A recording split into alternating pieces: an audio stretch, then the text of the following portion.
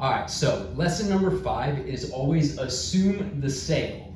In this lesson, we're gonna get into some tactical ways that you can close more deals and make more money. So this is gonna be the second to last transition in the sales process. It's gonna come between building value in your product and asking for the sale, and it is hands down the most important transition in the whole sales process. So first, I'm gonna start by showing you what to never do, and I mean never. Like ever. I used to have someone that I sit by do this all the time. So never ask, what do you think? Ever. So when you go to, close the deal, if you ask this, it triggers in their brain, what do I think?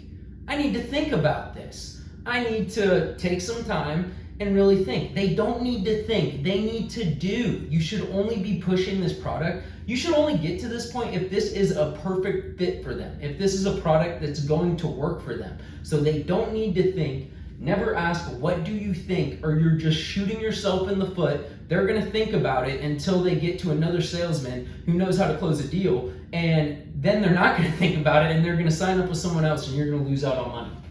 Never ask, how does that sound? Same thing, they're just gonna think about it. Can you afford it?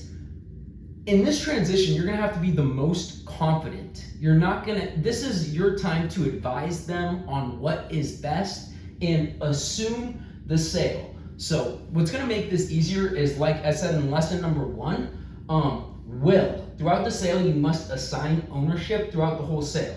So one of my favorite things to say in the sales process is, have you ever had blank before? Or will this be your first time? So saying this gets them thinking. Well, the answer to this will tell you where they're at. If they go, oh, whoa, well, I'm not sure where we're at yet. I'm not saying we're doing this today. That kind of shows you, okay, this one might not be able to, or, you still don't give up. You just keep moving. But if they answer this and they go, oh, this will be my first time, that shows you before you get to this point where you stand, and they're thinking, this will be their first time, which is a good thing. And then instead, what you do at the end, when you're moving from the building value phase to the asking for the sale, there's a bunch of ways to do it, but I'm gonna show you a few of my favorite. So how I would always close this in the home security sector is, what day works better for the install? Thursday evening or Saturday morning?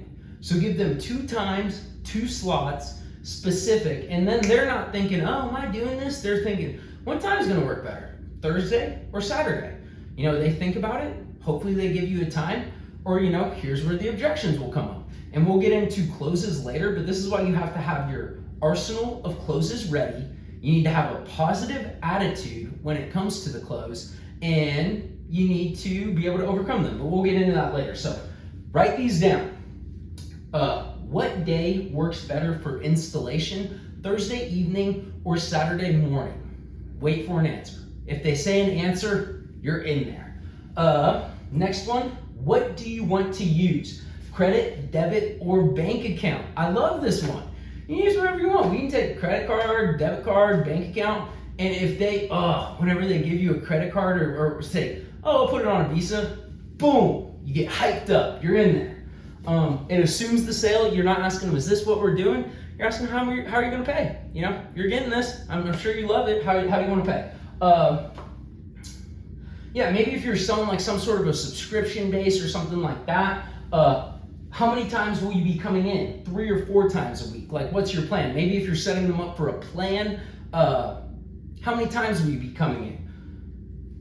Another great one. Remember this, if you're home security, if you're basically anything, car sales, this is a fire close. Whose name will we be putting this in? Whose name will we be putting this in? Or whose name do you want to set up the account under? Whose name will we be doing the paperwork under? Whose name? Because if you're there and you got a husband and a wife, you're gonna have to run one of their credits. Hopefully they got credit, and you're gonna have to do the paperwork in one of their names. So this is great, because then they're thinking, oh, do I want to do it in your name? Do I want to do it in home security? Fire. Because I'd seriously sometimes have people go, oh, honey, do you want to set this? Oh, no, I think I'll set this up in my name. And I'm just going, give me the money. And then, will you be paying this in full?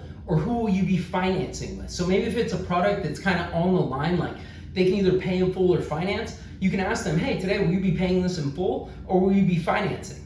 And then if they say, oh, we'll be paying in full, then they're getting it. Boom. And if they're not, they're going to tell you, oh no, we're not getting, I don't know, I need to think about it. And those are when having an arsenal of closes comes in handy. And I'm going to teach you an arsenal, so just stay tuned.